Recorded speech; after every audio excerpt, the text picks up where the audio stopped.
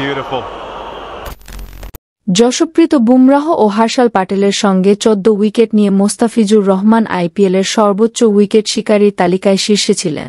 বুধবার বাংলাদেশের তারকা পেসারের সুযোগ ছিল সবাইকে ছাড়িয়ে যাওয়ার। এবারের আসরে নিজের শেষ ম্যাচে পার্পেল ক্যাপ পাওয়ারও সুযোগ ছিল। কিন্তু চেন্নাইয়ের চিদম্বরম স্টেডিয়ামে মোস্তাফিজ এদিন ছিলেন উইকেট শূন্য। পাঞ্জাব কিংসের বিপক্ষে ৬৮ বোলিংয়ে নিজের মান রাখলেও কোনো উইকেট পাননি। ৪ ওভারে ১ মেডেনে ২২ রান দিয়েছেন বাঁহাতি পেসার। ভালো করেনি তার দল।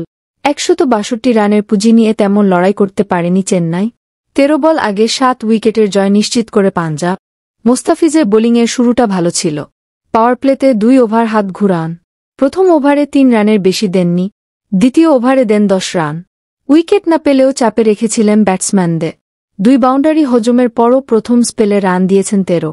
সেখান থেকে সামির রিজভির ২১ রান, মঈন আলীর ১৫ ও ধোনির ১৪ রানে লড়াকু পুঁজি পায় চেন্নাই। শেষ বলে ২ রান নিতে গিয়ে রান আউট হন ধোনি। এবারের আইপিএলে এবারই প্রথম আউট হন আইপিএলের ৪ বারের শিরোপাজয়ী অধিনায়ক। ৪ উইকেট নিয়ে চেন্নাইয়ের জার্সিতে পথ চলা শুরু হয়েছিল মোস্তাফিজের। এরপর উঠানামা থাকলেও ভালো বোলিংয়ে শেষটায় নিজের ছাপ রেখেছেন। তাতে মুখে হাসি থাকার কথা তার। কিন্তু সেটা আর হল না।